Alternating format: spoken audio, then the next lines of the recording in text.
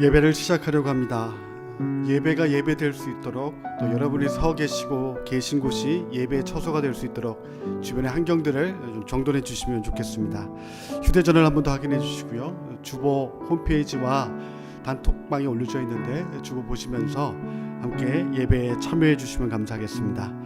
찬양으로 예배를 시작하도록 하겠습니다. 오직 예수뿐이네와 하나님의 은혜 함께 두 곡 찬양 드리겠습니다.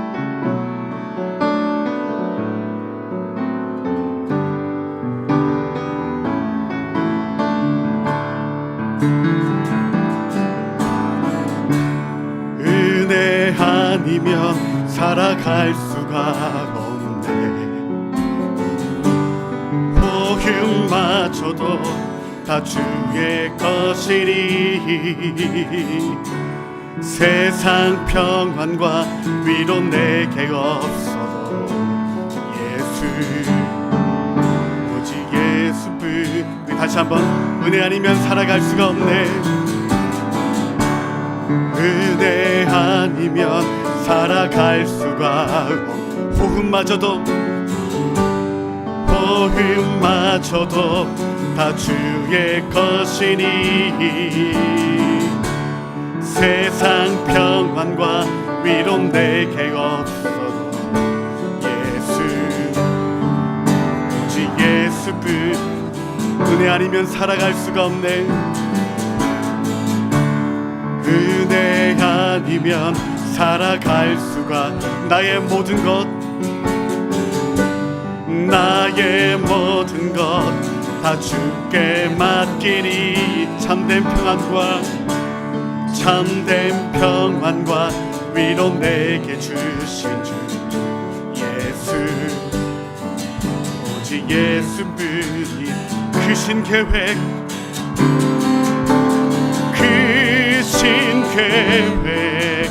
다 볼 수도 없고 작은 고난에 지쳐도 주께 묶인 나의 모든 삶 버티고 견디게 하시네. 은혜 아니면 살아갈 수가 없네. 은혜 아니면 살아갈 수가. 복음마저도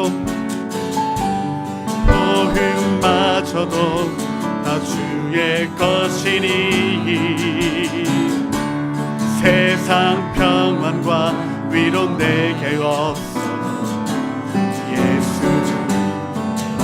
오직 예수뿐. 크신 계획 다 할 수도 없고 크신 계획 다 볼 수도 없고 작은 고난에 지쳐도 주께 묶인 나의 모든 삶 버티고 견디게 하시네. 은혜 아니면 살아갈 수가 없네. 은혜 아니면 살아갈 수가. 나의 모든 것 다 주께 맡기니 세상 평안과 위로 내게 없어 오직 예수뿐이네. 나를 지으신 이가 하나님, 지으신 이가 하나님, 나를 부르신 이가 하나님, 나를 보내신 이도 하나님, 나의 나 된 것은 다 하나님. 다시 한번 처음부터 찬양. 나를 지으신 이가 하나님, 나를 부르신 하나님, 나를 보내신 이도 하나님, 나의 나 된 것은 다 하나님 은혜라. 나의 달려갈 길 가도록 나의 마지막 하도록 나로 그 십자가 품게 하시니 나의 나 된 것은 다 하나님 은혜라. 한량없는 은혜 갚을 길 없는 은혜 내 삶을 애워싸는 하나님의 은혜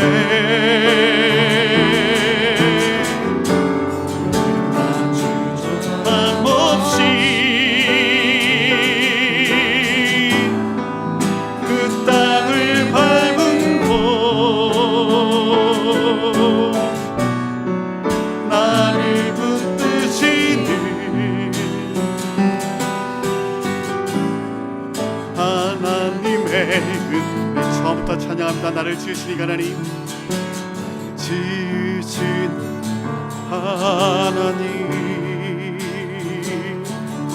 나를 부르신 하나님, 나를 보내신 하나님, 나의 나 된 것은 다 하나님 은혜라. 달려갈 길 가도록 나의 마지막 하도록 나로 그 십자가 품게 하시니 나의 나 된 것은 다 하나님 아멘. 한량없는 은혜 갚을 길 없는 은혜 내 삶을 애워싸니 하나님의 은혜 난 주저함 없이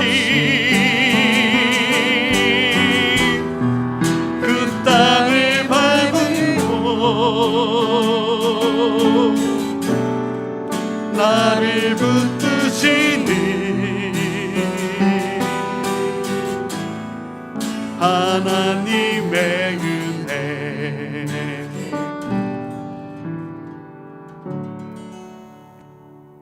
아멘. 오늘 2020년 12월 27일 성탄 후 첫 번째 주일이자 예배 후에 예결산 총회가 있는 송년 주일입니다. 이 시간 하나님께 신령과 진리로 감사 예배를 드리겠습니다.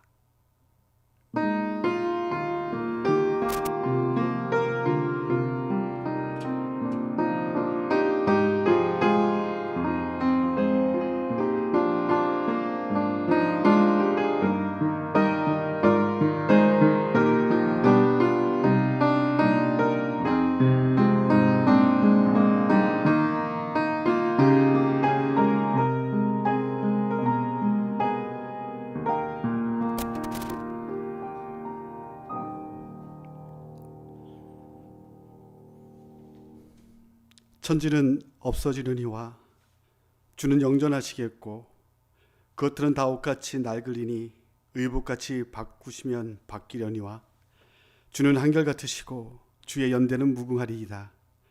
하나님은 영이시니 예배하는 자가 영과 진리로 예배할지니라. 아멘. 다 함께 자리에서 일어나시겠습니다. 함께 찬송 드리겠습니다. 찬송가 33장 영광스러운 주를 보라 함께 찬송 드리겠습니다.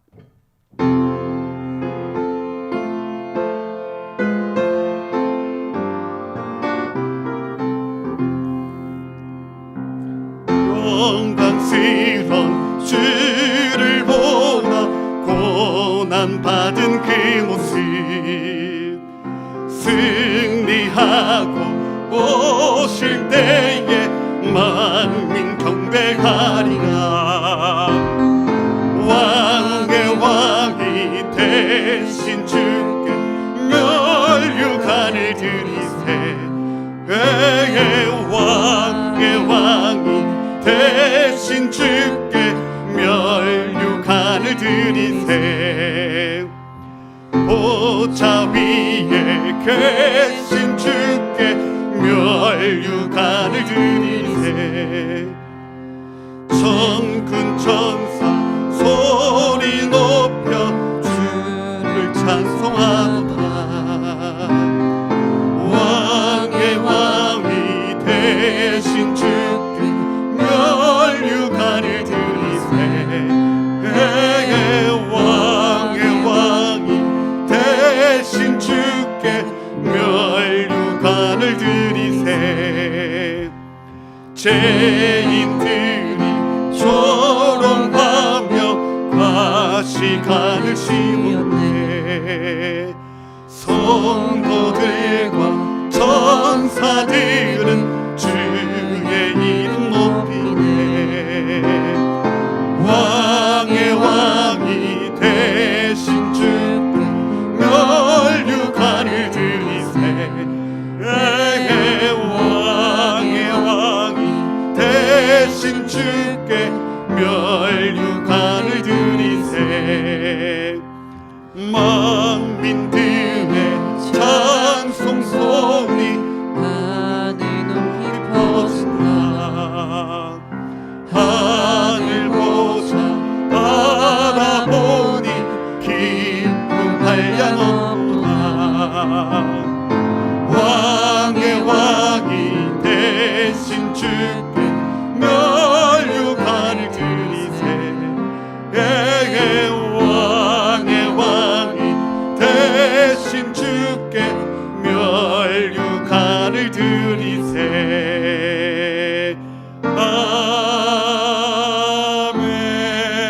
아멘. 주보와 영상 화면에 보시면 더불어 함께하는 기도의 제목들이 있습니다. 교독함으로 함께 기도하겠습니다.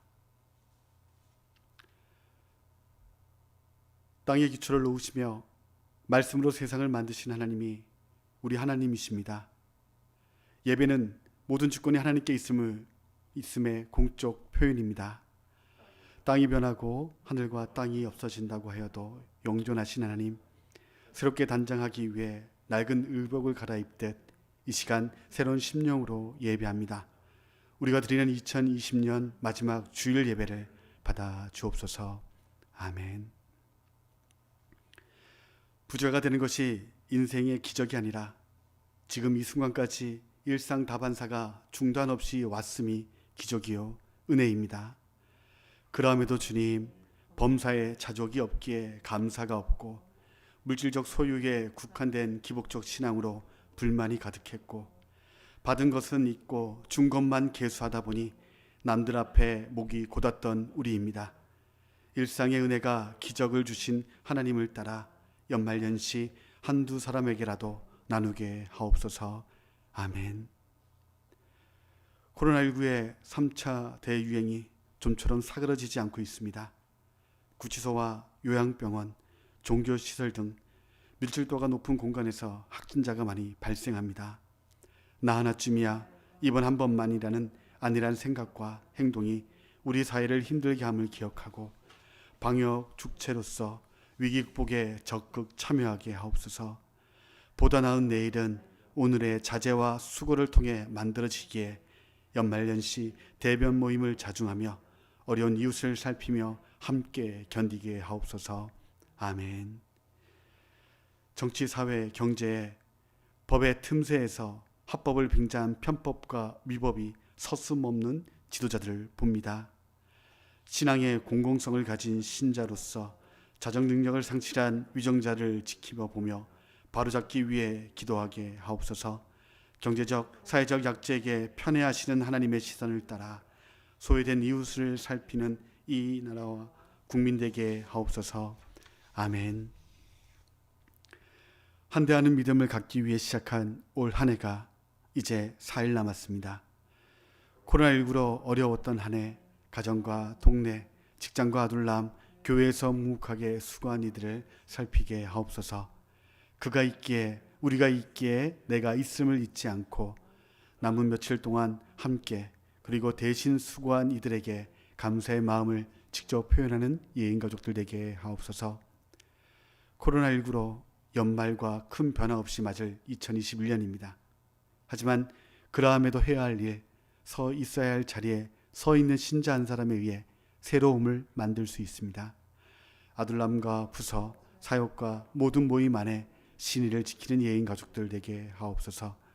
내가 교회 일에 참여하는 것이 교회를 가장 크게 격려하는 것임을 기억하고 적극 참여하게 하옵소서. 아멘. 오늘 예배를 마치면 2021년도 예결 총회가 투표가 진행됩니다. 어려운 상황에서도 묵묵히 자기 역할을 감당한 19기 운영위원과 감사, 사역자와 교우, 교육자로 인하여 감사합니다. 20기 운영위원과 감사, 사역자들과 사랑과 기도로 동참할 예인가족들을 격려하며 축복하고 참여를 다짐하는 시간 되게 하옵소서. 우리는 하나입니다. 예배 처소와 시간이 다르지만 우리는 한 몸입니다. 흩어져 있지만 이 시간 하나님을 예배하며 새로운 한 주를 시작하고 연말 연시를 맞는 예인가족과 예배에 참여한 모든 이들을 지켜주시고 신자의 저력을 한 주간의 삶 속에 드러내며 살게 하옵소서. 이 모든 것을 예수님의 이름으로 기도합니다. 아멘. 영상 화면과 주보에 있는 니케아 콘스탄티노플 신경을 통해 한 목소리로 신앙을 고백하겠습니다. 우리는 한 분이신 성부 하나님을 믿습니다. 그분은 전능하셔서 하늘과 땅 그리고 세상에 보이고 보이지 않는 모든 것을 지으셨습니다. 우리는 한 분이신 주 예수 그리스도를 믿습니다. 그분은 모든 시간 이전에 성부에게서 나신 하나님의 외아들이십니다. 그분은 빛에서 나신 빛이시오 참 하나님에게서 나신 참 하나님으로서 지음받지 않고 나셨으며 성부와 본질이 같으십니다. 그분을 통해서 만물이 지음받았습니다. 그분은 우리와 우리의 구원을 위하여 하늘로부터 오시어 성령의 능력으로 동정녀 마리아에게서 태어나 인간이 되셨습니다. 그분은 우리를 위하여 본디오 빌라도 치하에서 십자가형을 받아 죽임을 당하고 묻히셨으나 성서의 말씀대로 사흘 만에 부활하시고 하늘에 오르셨습니다. 그분은 성부 오른편에 앉아 계시며 산 이와 죽은 이를 심판하러 영광 가운데 다시 오실 것입니다. 그리고 그분의 날은 끝이 없을 것입니다. 우리는 주님이시며 생명을 주시는 성령을 믿습니다. 성령은 성부로부터 나오셔 성부와 성자와 더불어 예외와 영광을 받으시고 예언자를 통하여 말씀하신 분이십니다. 우리는 하나이고 거룩하며 보편적이고 사도적인 교회를 믿습니다. 우리는 죄를 용서하는 하나의 세례를 고백합니다. 우리는 죽은 이들의 부활과 오고 있는 세상의 생명을 고대합니다. 아멘. 함께 자리에 앉겠습니다.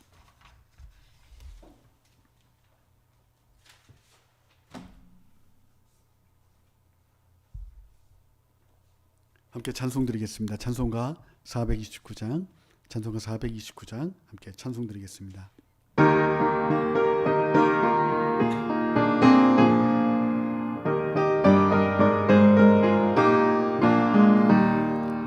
세상 모든 풍파너를 흔들어 약한 마음 낙심하게 될 때에 내려주신 주의 복을 세어라.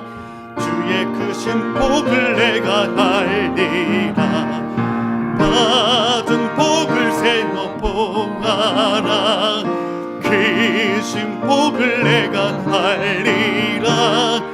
받은 복을 세어 봉하라. 주의 크신 복을 내가 알리라. 세상 근심 걱정 너를 누르고 십자가를 등에 지고 내게 주신 복을 세어라. 두려움 없이 항상 찬송하리라. 받은 복을 세어 보아라. 귀신 복을 내가 알리라. 받은 복을 세어 보아라. 주의 크신 복을 내가 알리라. 세상 권세 너의 앞길 막을 때 주만 믿고 낙심하지 말아라.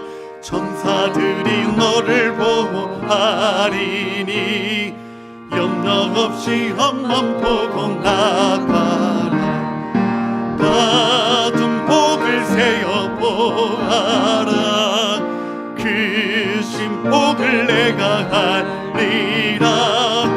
받은 복을 세어 보아라. 주의 크신 복을 내가 알리라.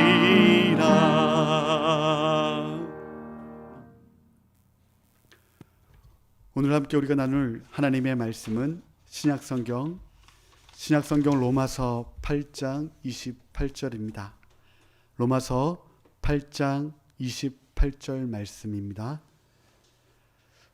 말씀이 한 절인 관계로 우리 합독하도록 하겠습니다. 함께 로마서 8장 28절 말씀 합독하겠습니다. 우리가 알거니와 하나님을 사랑하는 자 곧 그의 뜻대로 부르심을 입은 자들에게는 모든 것이 합력하여 선을 이루느니라. 아멘.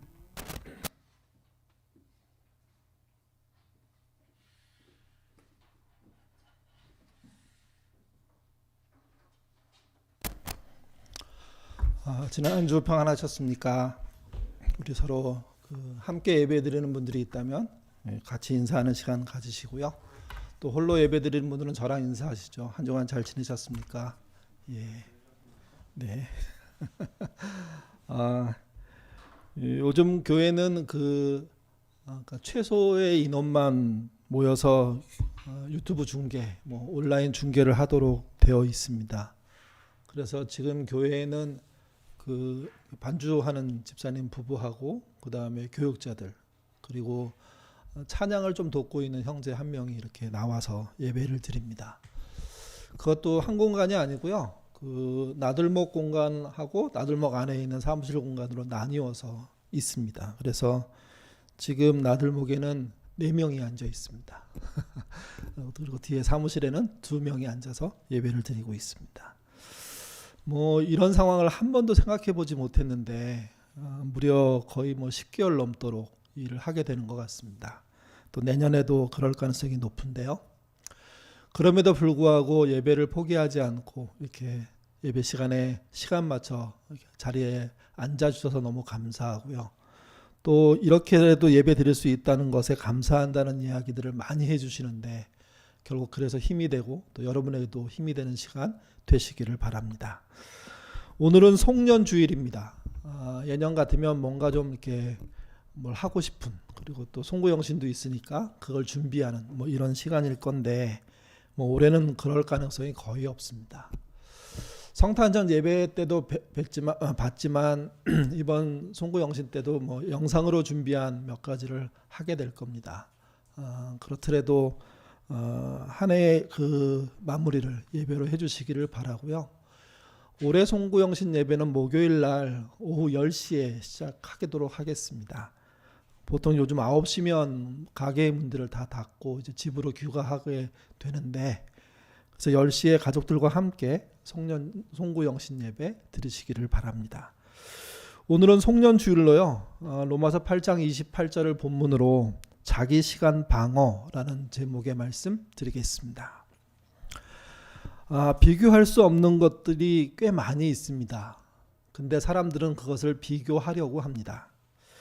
비교할 수 없는 것들을 비교하는 것은 사실은 어리석은 일인데 마치 이게 지혜로운 일처럼 또 대단히 좋은 일처럼 이렇게 또 이렇게 앞서가는 일처럼 보일 때가 있습니다.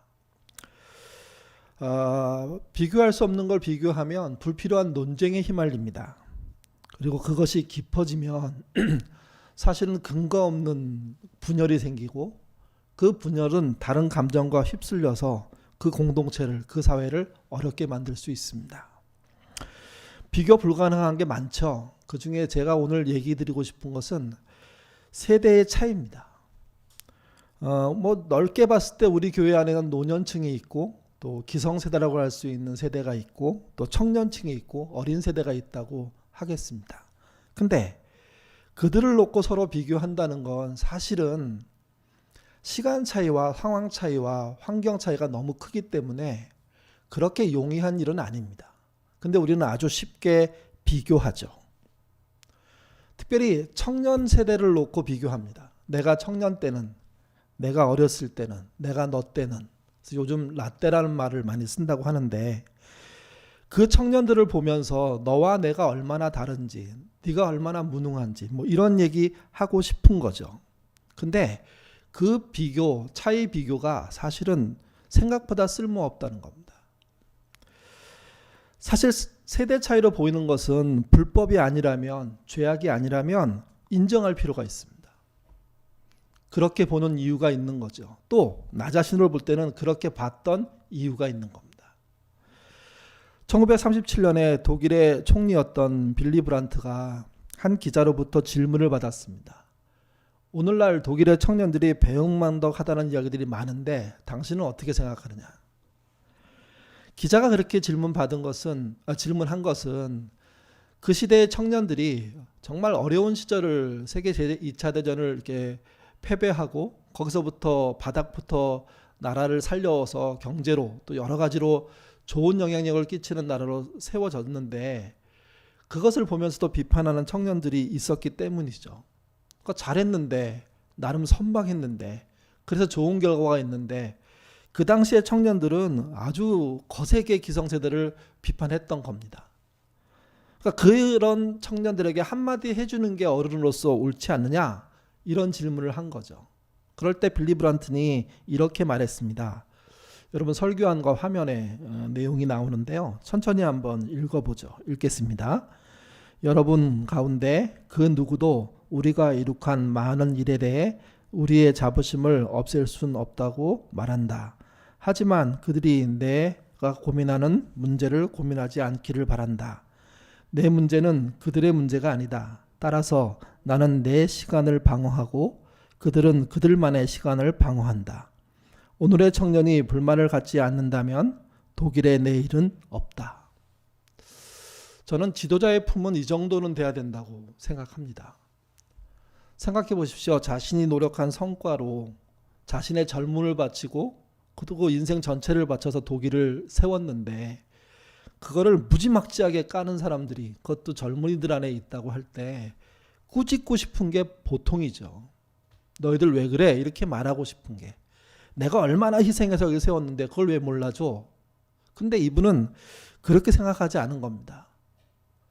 자기에게 맡겨진 시간이 있고 청년들에게 맡겨진 시간이 있다는 거죠. 자기는 자기에게 맡겨진 시간에 최선을 다했고 그거면 됐다는 겁니다. 그러면 청년들은 청년들에게 맡겨진 시간을 최선을 다해주면 된다는 거죠. 그러기 위해서 더 나아가기 위해서 비판한다면 그 비판 또한 의미 있다 이렇게 생각한 겁니다. 우리나라 60, 80 세대, 60세 이상의 세대들은 그분들의 청년기를 보면 전쟁, 빈곤 그리고 그 이후에는 산업화라는 정말 나라의 막중한 근간을 세우는 시간들을 보냈습니다. 이들에게 청년기는 오히려 국가였을 겁니다. 아니 생존일 수도 있습니다.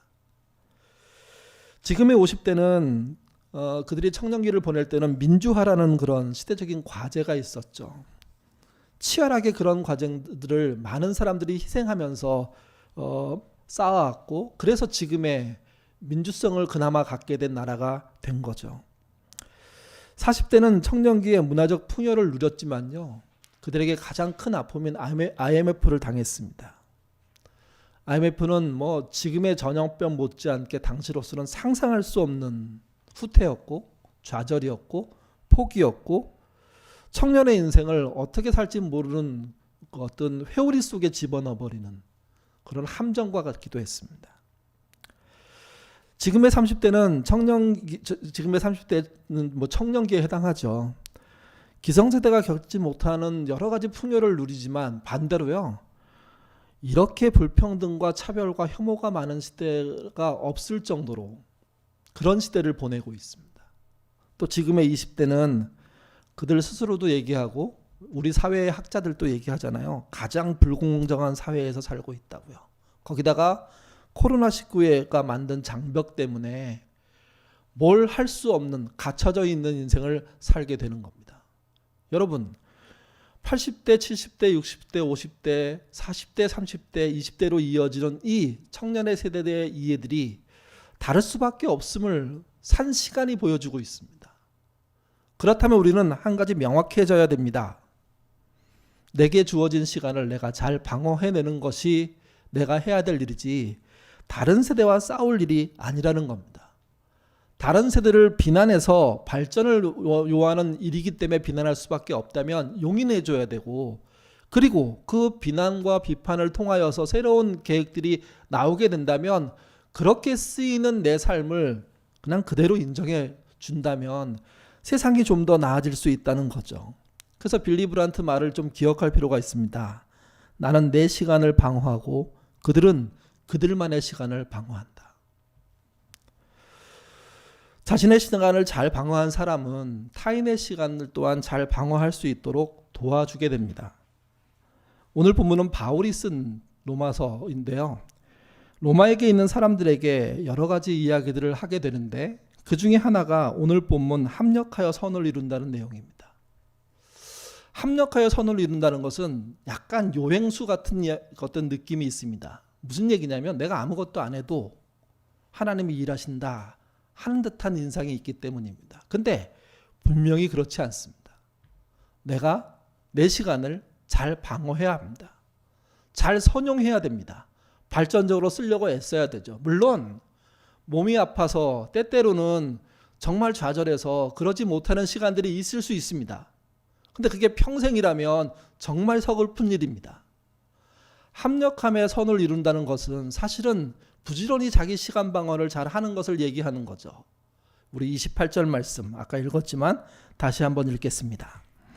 우리가 알거니와 하나님을 사랑하는 자 곧 그 뜻대로 부르심을 입은 자들에게는 모든 것이 합력하여 선을 이루니라.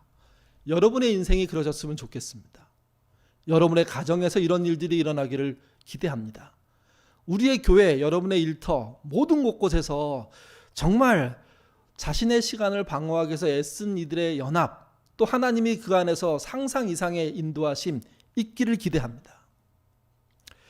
요셉이라는 사람은 그 애굽의 총리가 된 정말 신앙적으로 되게 우수한 인물이죠. 근데 그의 청소년 시절은요, 그야말로 재수 없는 아이였습니다. 뭐가 안 된다는 뜻이 아니라 그 아이의 존재 자체가 형제들에게, 이웃들에게, 가족들에게 굉장히 불편함을 주는 그런 아이였던 거죠. 요셉이 다른 사람을 불편하게 만들었던 이유는요, 아버지의 편애 때문입니다. 그리고 아버지가 준 역할 때문입니다. 형들을 감시하는 거였기 때문이죠. 편애의 반작용은요, 분열입니다. 결국 그 가족들, 형제들은 분열할 수밖에 없었습니다. 12명의 형제가 있었는데 요셉 따로 그리고 11명의 형제 따로 나뉘는 일들이 발생하고 이들의 갈등은 결국은 11형제가 요셉을 죽이려고 하는, 물론 내용상으로는 10형제지만요. 죽이려고 하는 상황에 빠지게 되고 어떻게 해서 결국 요셉은 죽지는 않았지만 노예로 팔리게 되죠. 이게. 애굽으로 노예로 팔려간 요셉은 우여곡절을 겪으면서 결국 애굽의 총리가 됩니다. 애굽이란 당시 세계 최강대국을 말하는데요. 강대국에 몇 명의 총리가 있는데 그 중에 가장 앞장서는 선두에 있는 총리가 되는 거죠. 그리고 요셉이 애굽에서 맡은 임무는 이런 거였습니다. 7년 풍년 이후 닥쳐올 7년 가뭄을 잘 대비하는 겁니다. 실제 잘 대비했고 그 대비로 말미암아 애굽은 더 강력한 나라가 되죠.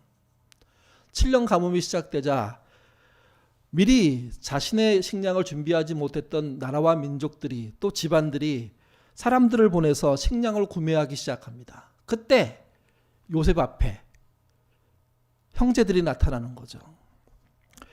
형제들을 맞이한 요셉과 관련된 이야기는 창세기 42장, 43장, 44장에 나옵니다.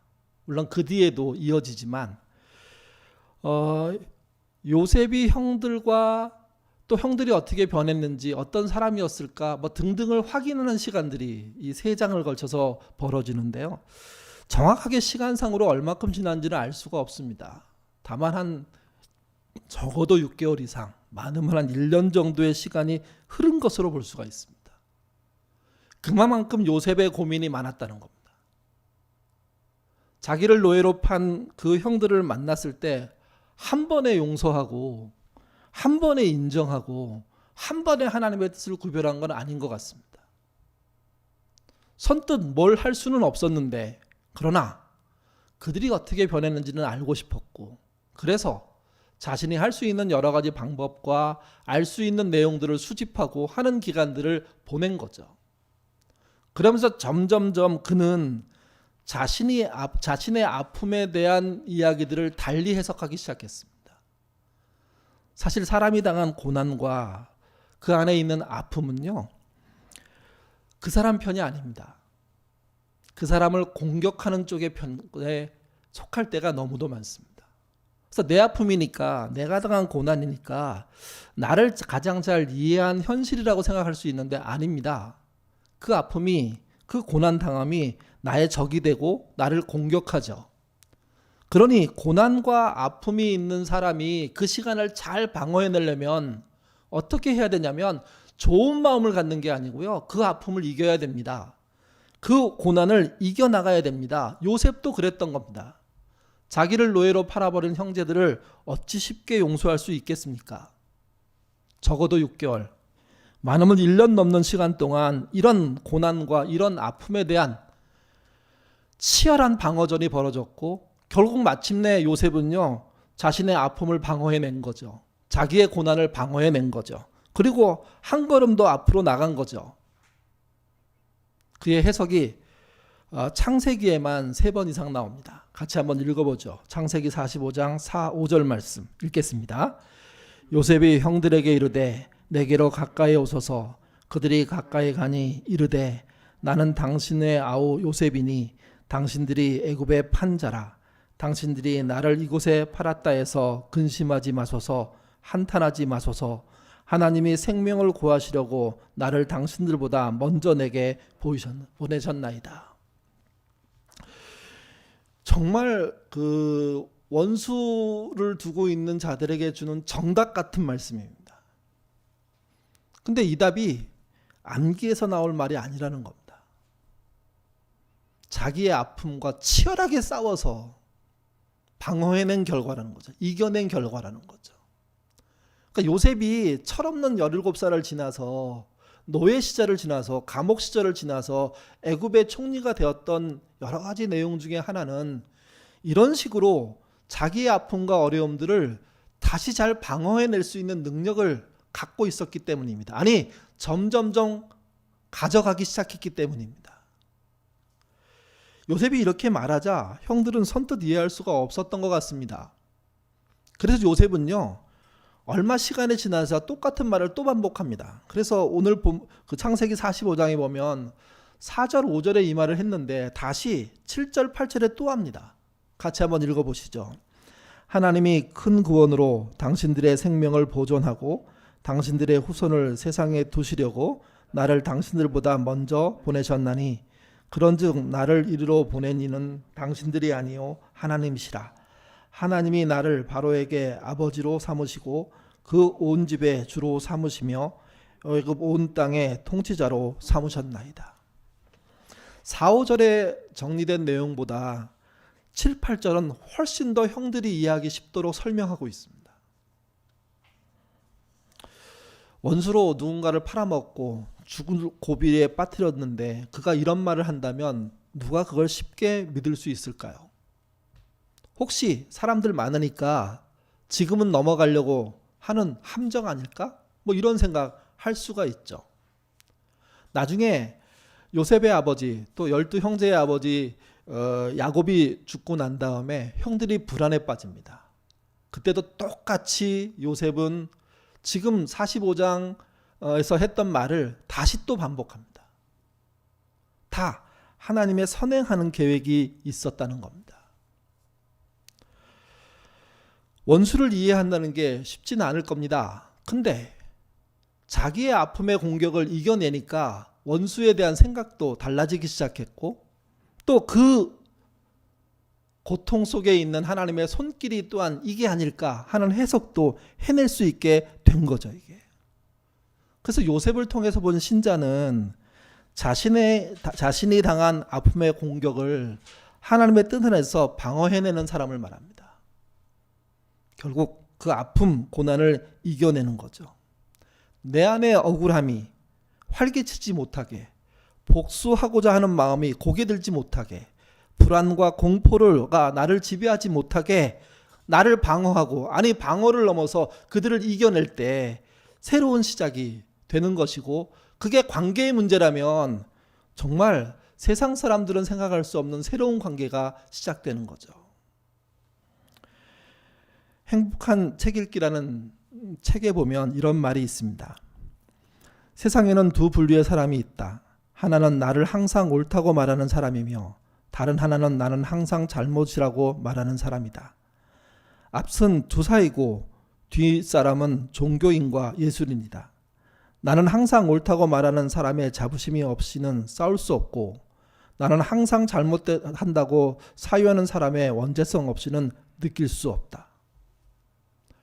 사람들은 한쪽에 치우친다는 거죠. 자기가 옳다고만 생각하는 사람이 있고, 자기가 나쁘다 또는 옳지 않다라고 생각하는 사람으로 나뉠 수 있다는 겁니다. 근데 사람은 그럴 수가 없다는 거죠. 옳을 수도 있고 그럴 수도 있다. 이걸 받아들여야 한다는 겁니다. 이걸 잘 구사하고 섞어서 쓸 줄 알아야 한다는 거죠. 이게 애매하게 중간에 모여 있으면 그것도 안 됩니다. 이건지 저건지 모르게 되기 때문에, 추진력은 사라지고 죄의식은 없어지기 때문에. 그래서 추진력과 죄의식을 공통으로 갖고 있는 사람이 되어야 되고, 그것을 조절하기 위한 내부적인 치열한 고민과 대화가 있어야 한다고 말하는 거죠. 근데 기독교 영성은 조금 다르게 볼 수 있습니다. 기독교 영성은 이렇게 출발한다고 생각합니다. 나는 항상 잘못되어 있다. 그리고 그것이 나중에 가서 하나님은 항상 옳다. 국무총리가 됐던 요셉은요, 하나님은 항상 옳다는 사고에 충만했습니다. 그래서 뭘 할 수 있었냐면 이때를 위해 나를 보낸 게 아닌가라고 생각할 수 있었던 겁니다. 내가 부족하고 하나님이 옳으니 혹시 내가 겪은 이 문제 속에, 내가 지금 형들을 만나는 이 상황 속에 하나님이 먼저 행하신 일은 없을까? 그렇게 고민할 수 있고, 그러니 나를 애굽으로 먼저 보내셨고 우리 가족을 보호하는 일을 해내셨구나. 결국 아픔의 공격을 방어해낸 거죠, 이게. 하나님은 항상 옳다는 말은요, 우리의 모자람으로부터 시작합니다. 성자와 혁명가란 책에 이런 글이 있습니다. 이 모자람이 나의 나됨을 만든다. 모자람은 돌파해야 할 한계선이 아니라 받아들여야 할 은혜로서의 한계선이다. 더군다나 한계를 인정한다는 것은 창조성의 원천이기도 하다. 자기를 부족하게 보는 그 마음으로부터 출발하십시오. 그리고 하나님이 항상 옳으심을 인정하십시오. 그러면 이때를 위해서 나를 먼저 보낸 게 아닌가? 나를 쓰시는 게 아닌가? 나만이 아니라 나와 원수된 자, 아니 나와 협력하는 자들도 그렇게 쓰이는 게 아닌가 하는 생각을 함으로 아픔을 이기게 되는 겁니다. 좌절의 공격을 이기게 되는 겁니다. 그랬을 때 새로운 세상이 열리게 되는 거죠. 우리는 모두 2020년도에 코로나의 공격을 받았습니다. 사실 이 공격의 시작은 코로나 자체에 있지 않습니다. 우리들의 잘못된 삶이죠. 자연을 파괴하고 동물과 식물을 난데없이 다 무너뜨리는, 정말 파괴하는 개발을 한 결과가 결국은 우리를 역습하고 있는 겁니다. 우리가 이 경험을 하면서 잊지 않아야 됩니다. 우리의 잘못이, 우리의 연약함이, 부족함이 결국은 우리를 망하게 하고 공격당하게 하는구나. 그래서 이 경험은 없어져야 할 경험이 아니라고 생각합니다. 교훈으로 남겨져야 됩니다. 우리가 막 살면 이런 결과로 돌아올 수 있다는 경고로 듣고 이것을 어떻게 이길까? 또 이 일 속에 하나님이 주시는 경고는 무엇이고 하나님의 뜻을 이루기 위한 우리의 발걸음은 뭐가 해야 될까 생각해 볼 필요가 있다는 겁니다. 이런 코로나를 통해서 봤을 때 우리의 모자람은요, 우리가 갖고 있는 선한 능력을 제대로 쓰지 않았다는 거죠. 우리와 함께 살 피조 세계를 더불어 함께 살 존재로 보지 않았다는 겁니다. 오직 나를 이용해서 내가 성공하기 위해서 그들을 이용하는 데 더 능통했다는 거죠. 그것 가지고는 합력하여 선을 이룰 방법이 없습니다. 우리가 이렇게 실수가 많으니 이 실수를 넘어서기 위해서는 뭘 해야 할까 하는 생각을 그래서 해야 하는 겁니다. 그리고 지금 나에게 주어진 시간을 방어해내려고 애쓰는 사람이 되어야 하는 거죠. 그럴 때 하나님은 합력하여 선을 이루시는 그 길들을 열어주실 겁니다. 그때 요셉처럼 말할 겁니다. 이때를 위함이 아닌가. 우리의 신앙이 이때를 위함이 아닌가로 갈 수 있을 때 세상은 달리 보이기 시작하고 세상의 문제는 기회가 되기 시작하고 그래서 미래는 밝아지기 시작하는 겁니다. 지금 정말 어렵습니다. 근데 여러분, 이게 우리의 부족함 때문입니다. 그러나 하나님은 절대로 부족한 분이 아닙니다. 우리의 부족한 시간 속에서 역사하시고 그 부족한 시간 속을 잘 방어하는 이들을 연결시키셔서 합력하여 선을 이루어내실 겁니다. 우리는 그래서 자신의 시간을 잘 방어함으로 올해를 마쳐야 됩니다. 그리고 새해를 맞이해야 됩니다. 그러시면 내년에 하나님의 합력하여 선을 이루시는 또 다른 결과들을 보게 될 것이고 그로 인해 지금의 어려움을 넉넉히 이기게 될 것입니다. 그 이김에 참여하는 저와 여러분 되시기를 주님의 이름으로 부탁드립니다. 기도하겠습니다. 나의 모자람을 알아야, 나의 아픔의 공격을 알아야 방어해낼 수 있습니다. 그것이 내가 선하기 때문에 생긴 일들이 아니라 부족하기 때문에 생긴 일들이라는 것 우리 마음속에 새길 수 있도록 인도하여 주옵소서. 나는 모자라고 부족하고 연약하지만 나의 하나님은 항상 옳고 정의로우며 강력하십니다. 연약한 자로서 그 하나님을 전적으로 의지하는 그런 연말 될 수 있도록 도와주시고 내게 주어진 시간, 내게 주어진 환경 잘 방어해내는 그런 신자 되도록 주님 인도하여 주옵소서. 특별히 요즘 젊은 세대가 겪고 있는 크나큰 고통들을 모른 척하지 않는 기성세대 되게 하시고 또 기성세대가 겪고 있는 새로운 고난들을 조금이라도 알려고 애쓰는 청년세대가 되게 하셔서 서로의 노력이 하나님의 합력으로 보이는 은혜 또한 있는 우리가 되도록 주님 인도하여 주옵소서. 올해 정말 어려운 경험이 내년에 또 그 후에 우리에게 지혜가 될 것입니다. 합력하시는 하나님의 손길을 떠나 오히려 더 나은 세상을 만드는 희망이 될 것입니다. 그런 것 기대하고 그런 믿음으로 우리 안에 협력들 이루는 신자 되도록 도와주옵소서. 정말 수고 많은 한 해를 보낸 가족들에게도 그런 위안과 따뜻함과 지켜주는 버팀목의 그런 마음들이 있게 하셔서 정말 누구도 실족하지 않고 잘 이 어려운 세대를 이기는 그런 은혜 있도록 주님 인도하여 주옵소서. 그리고 우리에게 주어진 시간 잘 방어해내므로 새로운 세상을 기대하는 하루하루 되도록 이끌어 주옵소서. 감사하며 예수님 이름으로 기도드립니다. 아멘. 삶을 드리기 위하여 하도록 하겠습니다. 오늘 나눈 말씀 중에 깨달음이 있다면 짧게 여러분의 말로 옮겨 적으시기를 바랍니다. 그리고 질문이 있다면 또 질문 또한 한번 정리해 보시기를 바랍니다. 그리고 그 깨달음과 그 질문에 대한 것을 가지고 기도의 제목을 한두 가지 세우십시오. 그리고 한 주간 내내 여러분의 시간을 잘 방어하기 위한 신자로서 어떻게 살지를 고민하는 기도하는 그런 한 주 되시기를 바랍니다. 우리 삶을 드리기 위하여 2, 3분 정도 개인적으로 하도록 하겠습니다.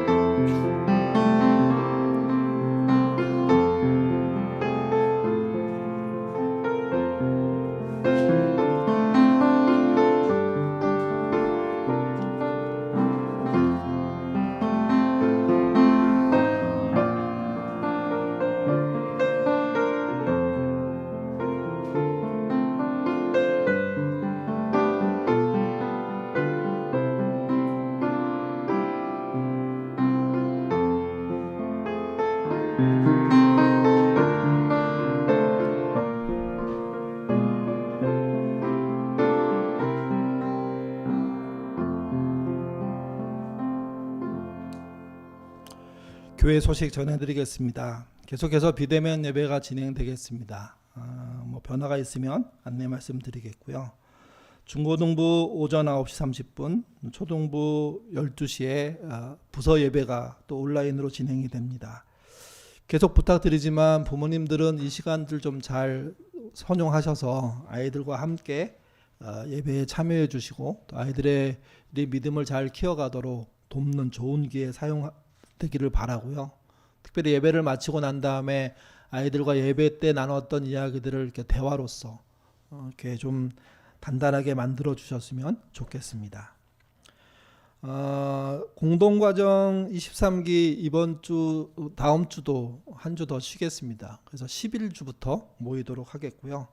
아둘람 온라인 모임도 이번 주까지는 자율 모임으로 하십시오. 그럼 다음 주에 다시 그 3일부터 공동과정 2 이제 두 번째 섹션 진행하도록 하겠습니다. 오늘 예배 후에 바로 그 예결 총회가 진행이 됩니다. 총회는 아주 간략하게 우리 그 신구 운영위원장님들이 참여한 상태에서 진행을 하겠고요. 모든 내용은 유튜브로 이렇게 중계해 드리도록 하겠습니다. 온라인으로 하는 예결 총회이기 때문에 이렇게 모든 것을 샅샅이 볼 수도 없고 대화하기가 참 어려운 부분이 있습니다. 그래서 가능한 한 좀 이렇게 요약해서 안내해 드리도록 하겠고요. 예결 결산안에 대한 그런 투표는 지금 카톡에 있는 그 정의원 방에서 이게 진행 중에 있습니다. 오늘 오후 5시 총회가 끝나고 난 다음에 오후 5시까지 이렇게 무기명 투표 해 주시기를 부탁을 드립니다. 2021년도 사역 참여 계속 부탁드립니다. 저희가 만나면 서로들 권면도 쉽게 할 수 있고 이런 상황이었을 건데 그러지 못하고 있습니다. 그래서 사역 지원도 부진한 면이 좀 있는데요. 여러분들 한 분이 한 사역에 참여한다는 마음으로 어떤 사역을 참여할지 이렇게 생각하시고 사역 지원은 정회원 방이 있는가 하면요. 전교인 방이 또 카톡에 있거든요. 그 방에 가시면 지원할 수 있는 안내가 있습니다. 그 안내에 따라 한 사역 지원해 주시기를 바랍니다. 6번에 보시면 송구영신 예배 그 12월 31일이 목요일인데요. 오후 10시에 유튜브로 이렇게 하도록 하겠습니다. 새해부터 금요 기도회를 시작합니다. 그래서 첫 번째 금요 기도회는 1월 8일 날 오후 9시에 당분간은 유튜브로 진행하겠죠. 이렇게 시간 기억하시고 새해부터 참여 부탁을 드리고요. 새해 그 송구영신 예배와 신년 예배 때 드리는 감사 헌금은 교회 재정에 넣어서 사용하도록 하겠습니다. 10번 광고를 좀 주목해 주시기를 바랍니다. 저희가 작년에 그 2020년도를 시작하면서 목적 아둘람을 모집을 했고 그 다음에 아둘람 재편을 이렇게 진행하다가 코로나 사태를 만나서 지금까지 왔습니다. 그 당시 운영위원회에서는 이미 새로운 그 교재 아둘람과 또 이제 목적 아둘람 구성들을 완료해낸 한 상태였는데요. 그게 1년 내내 유야무야 지나서 지난 아둘람으로 지금까지 해온 거죠. 2021년도에는 그렇게 할 수가 없어서 아둘람을 재편하려고 합니다. 다음 주부터 이제 2주 정도에 걸쳐 가지고 어디에 이렇게 속할지를 정하는 것을 여러분이 해주셔야 되는데요. 일단 아둘람은 크게 두 개로 나누겠습니다. 기존의 모임을 그대로 하는 교제 아둘람, 그 다음에 목적을 가지고 그 지역센터를 향해서 나갈 수 있는 꿈을 꾸는 아둘람, 그게 이제 목적 아둘람인데요. 이 두 아둘람으로 나누어서 여러분들이 어느 아둘람에 속할지를 이렇게 정해 주시면 좋겠습니다. 그래서 다음 주에 어떻게 하실지 안내 말씀을 드리겠고요. 거기에 따라 여러분 의사표시를 해주시면 교제 아둘람, 그 다음에 목적 아둘람으로 구분하는 작업을 15일까지 하도록 하겠습니다. 다음 주부터 그 아둘람 재편을 위한 그 의견 수렴에 동참해 주시기를 바랍니다. 계속해서 어려운 분들이 여러 발생한다는 이야기를 듣고 있습니다. 교회의 도움이 필요하시면 말씀해 주시고 또 주변에 어려움이 있으면 교회에 알려주셔서 교회가 그들과 함께 고민하고 또 기도할 수 있도록 도와주시기를 바랍니다. 예. 빠진 광고 있나요? 없나요? 예. 그러면 우리 자리에서 일어나시죠. 이번 한 주도 하나님의 자녀로 우리 열심히 살았으면 좋겠습니다. 그런 마음으로 함께 예배드린 분들끼리 서로 인사하시고요. 홀로 예배드린 분은 저랑 인사하시죠. 한 주간 주 안에서 승리하십시오. 건강한 한 주 되시기를 바랍니다.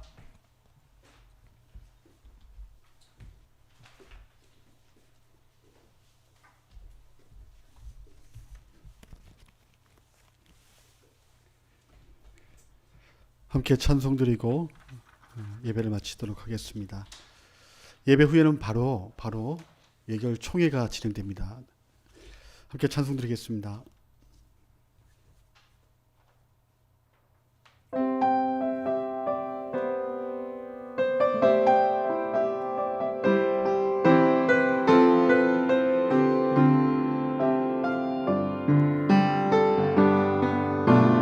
고단한 인생길 힘겨운 오늘도 예수 내 마음 아신 아멘.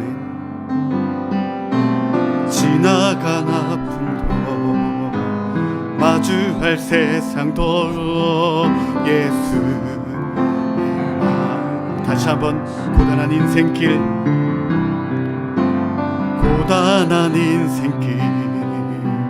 힘겨운 오늘도 예수 내 마음 아시네.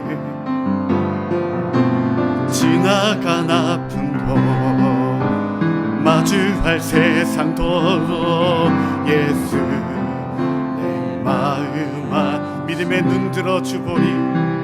믿음의 눈 들어 주를 보리. 이 또한 지나가리라. 주어진 내 삶의 시간 속에 주의 뜻 하루를 살아도 기쁨으로 가리. 하루를 살아도 기쁨으로 가리. 예수 늘 함께 하시네. 후회도 염려도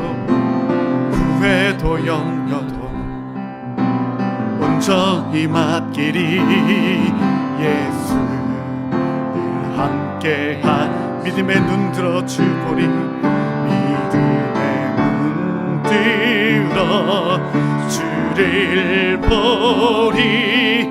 이 또한 지나가리라.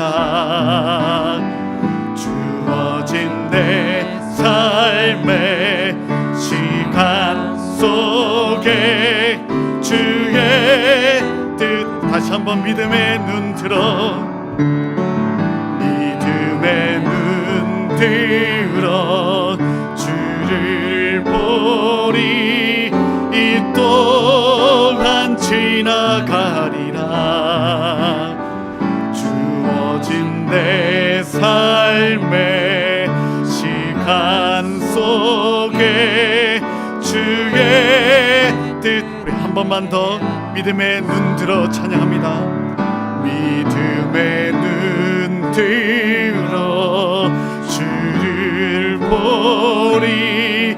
이 또한 지나가리. 주어진 내 삶의 시간 속에 주의 뜻 알게 하소서. 함께 기도하겠습니다. 하나님,